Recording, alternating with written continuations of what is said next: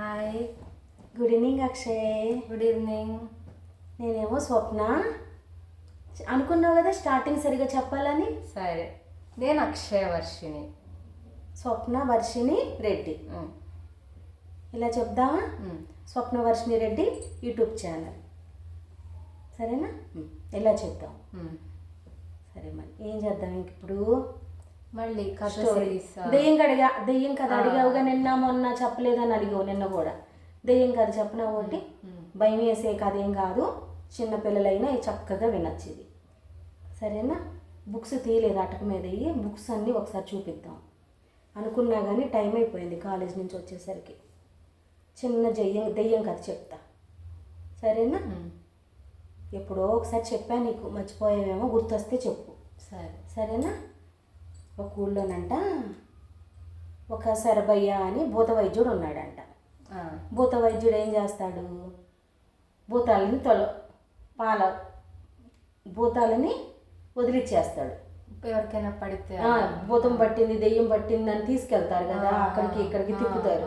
వాళ్ళని దెయ్యాన్ని వదిలిచ్చినట్టు యాక్షన్ చేసుకుంటా పొట్ట పోసుకొని కాలం గడుపుతూ ఉంటాడు. భూత వైద్యుడి పని అదే కదా, భూతాలను వదిలిచ్చే డాక్టర్ అన్నమాట. అంతేనా? భూతాల డాక్టరు అలా కాలం గడుపుతూ ఉంటాడు. అబద్ధాలు చెప్పి దెయ్యం లేకపోయినా ఉందని చెప్పి వాళ్ళని డబ్బులు గుంజుకొని బతుకుతాడు అనమాట. అసలు దెయ్యం పట్టిందని ఎందుకంటారు? ఏమన్నా ఐడియా ఉందా? తెలియదు. సైకలాజికల్ ఇష్యూస్ ఉన్నవాళ్ళు, కొంచెం బలహీనంగా ఉన్న వాళ్ళు తొందరగా లొంగిపోతారు. ఏదన్నా డిప్రెషన్లోకి వెళ్ళిన వాళ్ళు, ఏమీ లేదని స్ట్రాంగ్ ఉన్నవాడు అంటాడు, వీక్గా ఉన్నాడు అది ఉంది ఇది ఉందని తొందరగా కంగారు పడిపోతాడు. వీక్ అయిపోయి ఏదో ఉన్నట్టు ఎప్పుడో విన్నయన్నీ గుర్తొచ్చి అవి ఇవి ఇవి చెప్తారు కదా పెద్దవాళ్ళు, అవన్నీ గుర్తు చేసుకుని నిజంగానే ఉన్నట్టు ఊహించుకొని బలహీనమైపోయి ఇంకా డిప్రెషన్కి వెళ్ళిపోయి దెయ్యం పట్టినట్టే యాక్షన్ కాదు వాళ్ళకి, అది అనిపిస్తుంది. ఇంకా అలా అయిపోతారు వాళ్ళు, అంతే. దెయ్యం పట్టినట్టుగానే అయిపోతారు చూసేవాళ్ళకి. భూత వైద్యుడికి అనమాట ఇలాంటి కేసులు దొరికితే అతనికి పండగలాగా ఉంటుంది అనమాట. ఎందుకంటే డబ్బులు వస్తాయి, తను కష్టపడకుండా హాయిగా ఒక నెల గడిపేయచ్చు. ఇట్లా ఆ శరభయ్య కాలం గడుపుతూ ఉంటాడు ఆ ఊర్లో. ఒక పల్లెటూరు అనమాట ఇది, చాలా పూర్వకాలం కదా. ఆ ఊర్లోనే ఒక అమాయకుడు కాంతయ్య అనేవాడు ఉంటాడు. కాంతయ్య ఏం చేస్తాడు? అమ్మ నాన్న ఎవరు లేరు, తను తినుబండారాలన్నీ తయారు చేయించుకొని ఒక అసిస్టెంట్తో. ఆ తినుబండారాలు అంటే ఏంటి? స్నాక్స్, అవి పప్పు చెక్కలు, బూర్లు, కారపూస, బూందీ, అట్లా కజ్జికాయలు, అట్లా ఒక్కోటి అచ్చులన్నీ పోయించుకొని ఒక సంచిలో పోసుకొని ఊరు ఊరు తిరుగుతూ అమ్ముకోవటం అనమాట. తన బతుకు తెరువు అదే అనమాట. చదువు లేదు కదా, ఇంకా అట్లా అమ్ముకుంటా ఉంటాడు, ఊరి మీద పడి అమ్ముకుంటా వెళ్తూ ఉంటాడు. ఇదివరకు కాలంలో ఊరు అమ్ముంటే ఊరు ఉండేది కాదు, ఒక ఊరు తర్వాత ఇంకో ఊరు వచ్చేది కాదు. ఎందుకంటే అది ఎక్కువగా ఏమని చెప్పాలి నీకు, మనుషులు సంచరించని ప్రాంతాలు ఎక్కువ ఉండేవి. ఇంత జనాభా లేని టైం అనమాట అది, పాపులేషన్ అంత లేదనమాట ఆ టైంలో. ఇప్పుడు నిండిపోయారు, కనిపించనంత అయిపోయారు మనుషులు, నిండిపోయి ఊరు కనపడలే, మనుషులు కనపడుతున్నారు. ఇంతవరకు ఊళ్ళన్నీ కనపడేవి, అంత పూర్వకాలం కాదనమాట ఇది. ఒక ఊరు నుంచి ఇంకో ఊరు అమ్మడానికి వెళ్ళాలంటే తను ఎక్కువ డబ్బులు వస్తాయి అంటే ఇంకో ఊరు కూడా వెళ్ళి అమ్ముకోవాలి కదా. మరి అట్లా వెళ్ళాలంటే కొండలు గుట్టలు చిట్టడవులు అడవులు అన్నీ దాటుకొని అట్లా గుట్ట వెళ్ళి అమ్ముకొని సాయంత్రానికి మళ్ళీ నడుచుకుంటా ఇంటికి వెళ్ళాలి. నడక మార్గమే. ఇంకా ఎవరైనా సరే, కొంత బాగా డబ్బున్న బలశాలైనా సరే, పేదవాడైనా సరే, రైతు అయినా కూలి అయినా నడక మార్గమే. ఇంకా బండి ఉన్నాడు బండి వేసుకెళ్తాడు, లేదంటే నడుచుకుంటా వెళ్ళటమే. వెహికల్స్ లేని టైం కదా అది. అట్లా వెళ్తూ ఉండే టైంలో వర్షాకాలం వచ్చింది. అక్షయ్, వర్షాకాలం వచ్చింది. వర్షాకాలం వస్తే కంపల్సరీ కావాల్సింది ఏంటమ్మా? అంబ్రెల్లా.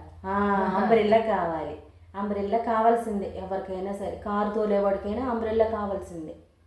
అంబ్రెల్లా లేదు, పాతదేమో ఊడిపోయి చినిగిపోయింది, కుట్టి ఇంకా పాతదైపోయింది, అది ఇంకా చినిగిపోయింది అని చెప్పి ఎట్లా కొంచెం దాచుకున్న డబ్బుల్ని ఇష్టం లేకపోయినా తీసి ఒక షాప్కి వెళ్ళి, దుకాణానికి వెళ్ళి తెచ్చుకున్నాడు. ఒక గొడుగు ఒక 100-50 ఇచ్చి తెచ్చుకున్నాడు.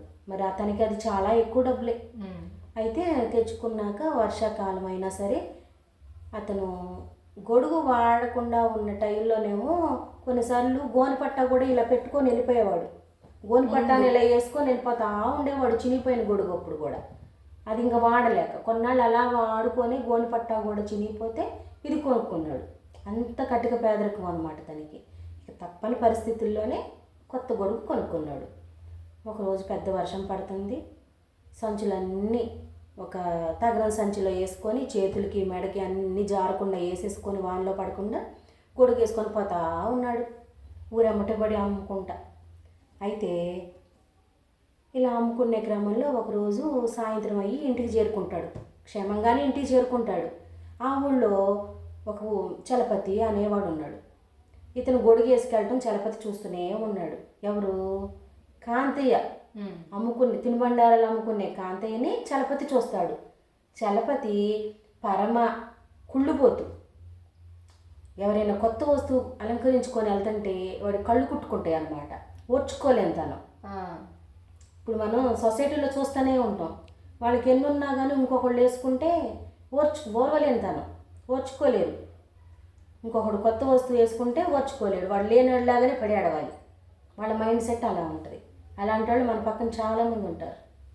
సరే, అది పక్కన పెడితే చలపతి వీడి గొడుగుని ఎట్లయినా కాజేయాలి అన్నది మైండ్లో పెట్టుకుంటాడు. ఒకరోజు సాయంత్రం కాంతయ్య ఇంటికి చేరుకొని తన పనులు చేసుకునే టైంలో చలపతి హడావిడిగా వచ్చేసేసి ఏంటో పెద్ద ఊరు వెళ్ళిపోవాలి, నెత్తినేదో సమస్య వచ్చి పడిందని యాక్షన్ చేసుకుంటా, కాంతయ్య అర్జెంటుగా నాకు గొడుగు కావాలి, నేను ఇప్పుడు వర్షంలో వెళ్ళాల్సిందే, పక్కూరులో మా ఆవిడ డెలివరీకి టైం అయిపోయింది, నేను ఎట్లయినా పరిగెత్తుకుంటూ వెళ్ళాలి, ఈ వర్షంలో కష్టంగా ఉందని చెప్పి గొడుగు ఎట్లయినా తీసేసుకోవాలని అడుగుతాడు. మన కాంతయ్య ఏంటి, అమాయకుడు కదా, అమాయకుడు కాబట్టి ఇచ్చేస్తాడు. రేపు నా పరిస్థితి ఏంటి, నాకు గొడుగు లేకపోతే నేను వర్షంలో నేను తడిచినా పర్వాలేదు, ఈ తినుబండారాలు తడవకూడదు కదా, తడిస్తే బిజినెస్ లాస్ అయిపోయింది కదా, ఎవరు కొనుక్కుంటారు చెప్పు? తడిసిపోతే ఎవరైనా కొనుక్కుంటారా? ఫ్రెష్గా ఉంటేనే కొనుక్కోవట్లేదు, ఇంకా అవి తడిసిపోతే ఇంకా కొనుక్కుంటారా? కొనుక్కోరన్న తెలివి లేదు కాంతయ్యకి తెలివి లేదు. అందుకని ఇవి ఎట్లయినా లాక్కోవాలన్న ప్లాన్ వేశాడు. ఈజీగా తీసేసుకోవచ్చు అనుకున్నాడు. కాంతయ్య అలా అనుకున్న విధంగానే అమాయకుడు కూడా ఇచ్చేసాడుగా. కాంతయ్య ఇచ్చేసరికి అది తీసుకొని వెళ్ళిపోతాడు చలపతి ఇలా వాడేసుకుంటూ ఉంటాడు. అసలు అలా ఆవిడ ఊరెళ్ళి డెలివరీకి అబద్ధమే, తిను వర్షం వచ్చింది పక్క ఊరు వెళ్ళాలన్నది అబద్ధమే. వాడు అన్ని అబద్ధాలు, వాడి బుర్రలో అన్ని అబద్ధాలు, కుట్రలు, కుతంత్రాలు, పక్కోడిది లాక్కోవాలని దుర్బుద్ధి. సరేనా? ఆ దుర్బుద్ధోడి చేతిలో ఈడు బలి కాంతయ్య. సరే, ఇలా వారం 10 రోజులు గడుస్తూ ఉంది. మనాడేమో ఇంకా ఆ గొడుగు లేక ఏం చేశాడు, మళ్ళీ గోనెపట్ట నేను ఎత్తినేసుకొని పోతా ఉన్నాడు అమ్ముకోవడానికి. కొంచెం సంచి తీసుకెళ్తున్నాడు. ఎక్కువ సంచులు మరి తడిసిపోతాయి కదా, లాభం లేదు. ఉన్నవి అమ్ముకుంటాం కూడా కష్టంగా ఉంది తనకి వర్షంలో. సరే, ఇట్లా వెళ్తూ ఉంటే ఒకరోజు భూత వైద్యుడు ఎదురుపడ్డాడు కాంతయ్యకి భూత వైద్యుడు ఎదురుపడితే, ఏంటయ్యా కాంతయ్య గొడుగు లేకుండా పోతున్నావు తడుచుకుంటా, అంతకుముందు ఎప్పుడు వెళ్తుంటే చూసాను నువ్వు గొడుగేసుకొని, వెళ్తున్నావులే బాగానే గొడుగేసుకొని అనుకున్నాను అంటాడు శరభయ్య. కాంతయ్య అంటాడు, ఇట్లా చలపతి తీసుకున్నాడు అయ్యా బాబయ్య, మళ్ళీ ఇస్తానని చెప్పి ఇవ్వలేదు, ఇంకా అప్పటి నుంచి ఇస్తాడేమోలే అని నేను అడగలేదు, ఎందుకులే గొడవ పట్టడం, పని పూర్తవ్వగానే తన ఇంటికి వచ్చి ఇస్తాడని ఎదురు చూస్తున్నాను అంటాడు. ఎవరు? కాంతయ్య. శరభయ్య అంటాడు, నువ్వు అమాయకుడని కనిపెట్టాడు, ఇన్ని సంవత్సరాలు 20 ఏళ్ళ నుంచి చూస్తున్నాను నేను చలపతి అంత దుర్బుద్ధి ఉన్నాడు మన ఊళ్ళో లేడు, అతని వల్ల నేను ఎన్నోసార్లు నష్టపోయాను, నీ అమాయకత్వం నేను తెలివిగా ఉంటేనే నేను మోసపోయానని శరభయ్య చెప్తాడు కాంతయ్యకి. నువ్వు ఇంకా అమాయకుడు కాబట్టి ఇంకా తొందరగా బలైపోయావు, నాకు ఎప్పటి నుంచో అతని మీద కోపంగా ఉంది, ఈ విధంగా నిన్ను మోసం చేసినందుకు ఎట్లయినా మనం పగ తీర్చుకోవాల్సిందే, నేనంటే ఎట్లా కుట్ట బతుకుతున్నాను, అసలు గతి లేనాడు నీ దగ్గర లాక్కుంటే నాకు చాలా కోపంగా ఉంది, నీ విషయంలో నేను వదిలిపెట్టను, నా విషయంలో వదిలిపెట్టాను కానీ పోనీలే సావని అని వదిలిపెట్టాను కానీ నీ విషయంలో అయితే నేను వదిలిపెట్టను, వాడిది ఎట్టయినా సరే పొగరు దించాల్సిందే, వాడి దుర్బుద్ధిని వంకర తీయాలి, అని కాంతయ్యకి చెప్తాడు. సరే బాబయ్య మీరు ఎట్టంటే అట్ట, నేనైతే గెలవలేను, ఇప్పుడు ఇది తడుచుకుంటా అయినా వెళ్ళి నేను అమ్ముకోవాలని మన తిక్కలోడు వెళ్ళిపోతా ఉన్నాడు అమ్ముకోవడానికి. కనిపించలేదండి ఎటో పోయి ఊ కొట్టాలి అది చెప్తుంటే నాకేమో దగ్గు, మంచిగా దగ్గు. కాంతయ్య వెళ్ళిపోయాడు. మళ్ళీ వాళ్ళలోనే తడుచుకుంటూ అమ్ముకుంటున్నాడు, ఇంటికి వస్తున్నాడు, అమ్ముకుంటున్నాడు, ఇంటికి వస్తున్నాడు. శరభయ్య మాత్రం బాగా ఎక్కిచ్చాడు మైండ్లో కాంతయ్యకి. కాంతయ్య అమాయకత్వం వల్ల ఎంత చెప్పినా కూడా చలపతి దగ్గరికి వెళ్ళి అడగటం అనేది చేయలేదు. సరే ఇలా జరుగుతూ ఉన్న క్రమంలో ఒకరోజు కాంతయ్య రోడ్డు మీద సామాన్తో వెళ్తూ ఉంటే చలపతి ఎదురుపడతాడు దూరం నుంచి. చలపతి అని కనపడాడు. ఒక అబ్బాయి గొడుగేసుకొని వస్తూ ఉంటాడు ఎదురు. ఎవరా ఎవరా ఎవరా దారంటే ఎదురు వస్తున్నారని చూస్తూ వెళ్తాడు. మనుషులు సంచరించని ప్రాంతం అది. ఆ ఊరి నుంచి ఇతను వస్తున్నాడు, ఈ ఊరి నుంచి తను వెళ్తున్నాడు. నడక మార్గమే కదా. ఎదురుపడ్డాడు. దగ్గరికి వచ్చేసరికి అదిగో మన చలపతి వస్తున్నాడని కాంతయ్య గుర్తుపడతాడు. పైగా తన గొడుగు వేసుకొని వస్తూ ఉంటాడు. తన గొడుగు వేసుకొని వస్తూ ఉంటే అయ్యో ఏంటి చలపతి, నా గొడుగుని ఇవ్వలేదు నువ్వు, అప్పటి నుంచి నేను తడుచుకుంటాను వెళ్తున్నాను, నువ్వు ఇస్తావని ఇచ్చేయచ్చు కదా నా గొడుగు అంటాడు. ఇది నీ గొడుగు ఎందుకు అయ్యింది, ఇది నేను కొనుక్కున్నాను, అసలు నీ దగ్గర నేను గొడుగు ఎక్కడ తీసుకున్నాను, ఆ రోజు వర్షంలో వెళ్తూ ఉంటే అది గాలిదుమ్ముకి కొండల్లో గుట్టల్లో వెళ్తుంటే అయ్యయ్యో అడ్డం పడి మొక్కలు అన్నీ కోసుకుపోయింది, అది మొక్కలు గీరిగిపోయి కోసుకుపోయింది, చినిగిపోయింది ఆ గొడుగు. అప్పుడే నేను వెళ్తూ ఉంటుంటే దాన్ని సరి చేసుకొని వెళ్తూ ఉన్నా నేను అని చెప్తాడు. చెప్పేసరికి కాంతయ్య నిజమేనేమో అనుకుంటాడు. అంటే చినగడం అంటే చినగలేదులే, కొంచెం పీక్కుపోయినట్టు అయిపోయింది అని చెప్తాడు. ఇది నేను కొనుక్కున్న గొడుగు, పైగా ఆ గొడుగు పోయింది నువ్వు ఇచ్చిన గొడుగు అని చెప్తాడు. చిరిగిందని చెప్తున్నాడు, పోయిందని చెప్తున్నాడు.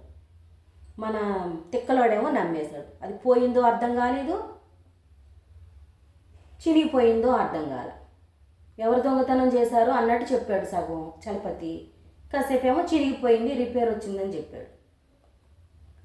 సరే ఇంత అయిపోయిన తర్వాత చివరికి మళ్ళీ ఇంకేమనుకున్నాడు చలపతి, నేను రోడ్డు అంటే ఆ రోజు వెళ్తూ ఉంటే వర్షంలో మన రోడ్డు దగ్గర తిరగంగానే ఆ మలుపున ఒక చింత చెట్టు ఉంది, చింత చెట్టు దగ్గర ఒక దెయ్యం ఉంది.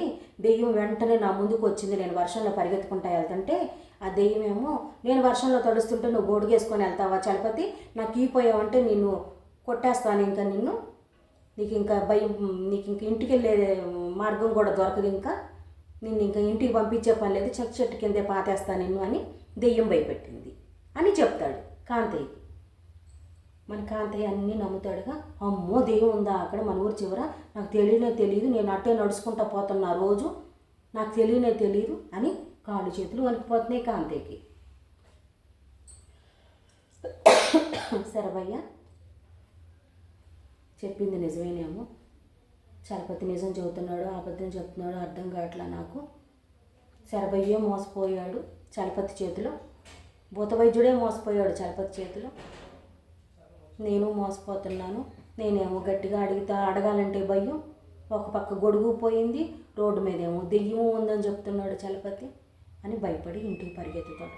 అమ్ముకోవటం సంగతి తర్వాత అని సంచులన్నీ గట్టిగా పట్టుకొని కింద పడకుండా ఇంటికి పరిగెత్తి వెళ్ళిపోతాడు. ఇంటికి పరిగెత్తి వెళ్ళిపోతే ఆ పరిగెత్తే క్రమంలో ఇంకో రోడ్లో నుంచి వీళ్ళిద్దరూ ఎదురు బదురు ఉన్న రోడ్లు వచ్చినాయా, పక్కన ఇంకో రోడ్డు ఉంది. దాన్ని ఏమంటారు, 3 కూడళ్ళ రోడ్డు అంటారు. తెలుసుగా నీకు?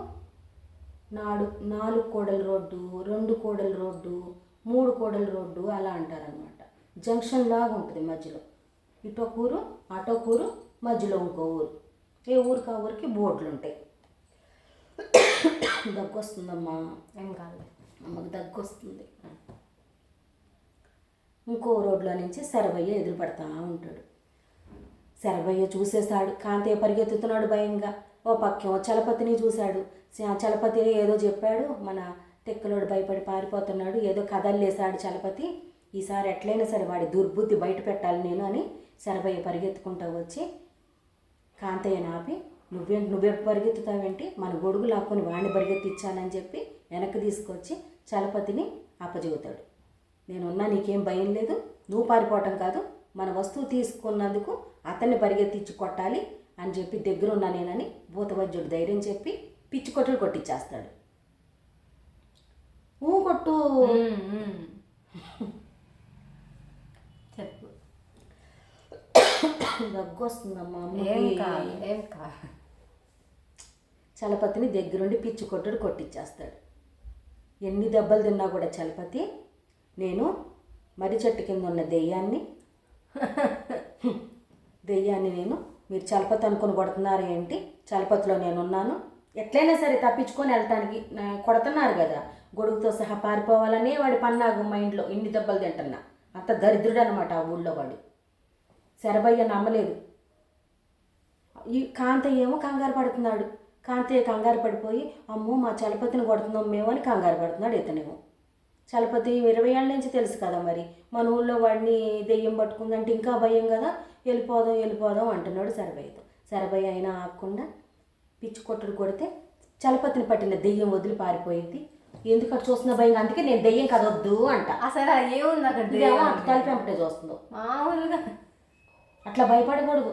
ఒకసారి దెయ్యం కాదు అడిగామంటే చెప్పని చదువుతుంది. అసలు దెయ్యమే లేదా అమ్మ దగ్గర మటు కంగారుగా చూస్తుంటే నాకు భయం వేస్తుంది. చిట్టు తల్లి దెయ్యమే లేదా, దెయ్యం లేదు, పాడు లేదు. కాదమ్మా ఇది కాదా, అనుమానంగా చూస్తావే నువ్వు. చూడు మాకట్టు కెమెరా చూడు, అమ్ముంది, నీకేం భయం చెప్పు. సరే. చలపతిని పిచ్చి కొట్టుడు కొట్టి దయ్యాన్ని వదిలిచ్చేసామని షో చేసేస్తాడు శరభయ్య. కాంతయ్య నిజమేనని నమ్ముతాడు. భూతవైద్యుడే పక్కన ఉన్నాడు, నాకేం భయం అని తర్వాత తేరుకొని చలపతి మామూలు మనిషి అయ్యాడని చెప్పి సంతోషపడి దయ్యాన్ని వదిలిచ్చామని హ్యాపీగా ఎవరు దోవని వాళ్ళు వెళ్ళిపోతారు. శరభయ్య చేసిన ప్రయత్నం సఫలమైంది. కాంతయ్యకేమో అర్థం కాదు, అమాయకుడు కదా, కాంతయ్యకి అసలు జరిగింది తెలియదు. ఎత్తుకు పై ఎత్తేసి చలపతి ఇలా ఉన్నాడు, ఆడెంత పై ఎత్తేసినా కూడా శరభయ్య వదిలిచ్చాడు కదా, ఇంత తతంగాన్ని కాంతయ్య గ్రహించలేడు. అమాయకుడు కదా పాప, ఇంకా తెలియదు ఇంకా తెలియదు. వీడు కావాలని తీసుకున్నాడు, దెయ్యం నాటకం చెప్పాడని తెలియదు, దుర్బుద్ధిని పసిగట్లేకపోయాడు. అందుకే కదా భూతవైద్యుడు సపోర్ట్ చేశాడు కాంతయ్యకి. తోటి మనిషి బాధపడుతున్నాడు, సపోర్ట్ చేశాడు అందుకే కాంతయ్యకి. లేనోడి దగ్గర ఎవరైనా లాక్కుంటారా అమ్మ? ఉన్నోడి దగ్గర ఏదైనా లాక్కుంటే పోనీలే అనుకుంటారు. అసలు లేనోడి దగ్గర లాక్కుంటే ఇంకేంటి. అందుకని ఖర్చంతా తీర్చుకున్నాడు, పిచ్చి కొట్టుడు కొట్టేసి కాంతయ్య సేఫ్గా ఇంటికి వెళ్ళిపోయాడు. తన గొడుగుతో ఉన్న దానిలోనే అమ్ముకుంటా, తినుబండారాలు అమ్ముకుంటా బతుకుతున్నాడు. శరభయ్యేమో హ్యాపీగా ఫీల్ అయ్యాడు. దరిద్రుడి నుంచి దూరం పెట్టాను కాంతయ్యని. ఇంకా చలపతి కాంతయ్య జోలికి రాలేదు. చలపతి కూడా పారిపోయాడు. ఇంకా వీళ్ళు ఎలా అయినా కొడతారు అని చెప్పి పారిపోయాడు. కథంతా అయ్యాక ఏం చెప్పాలి, కథ కంచికి మనం ఇంటికి. బాగుందమ్మా కదా. నాటకాలు వేస్తారు, దెయ్యం పట్టింది, మన జోలికి రాకుండా ఉంటారు, ఆ ఇంటి జోలికి రాకుండా ఉంటారు, వాళ్ళకి దెయ్యం పట్టింది అంటారు, మోసం చేసేసి కూర్చొని. నమ్మకూడదు అవన్నీ. ఎందుకు అట్లా కూర్చో.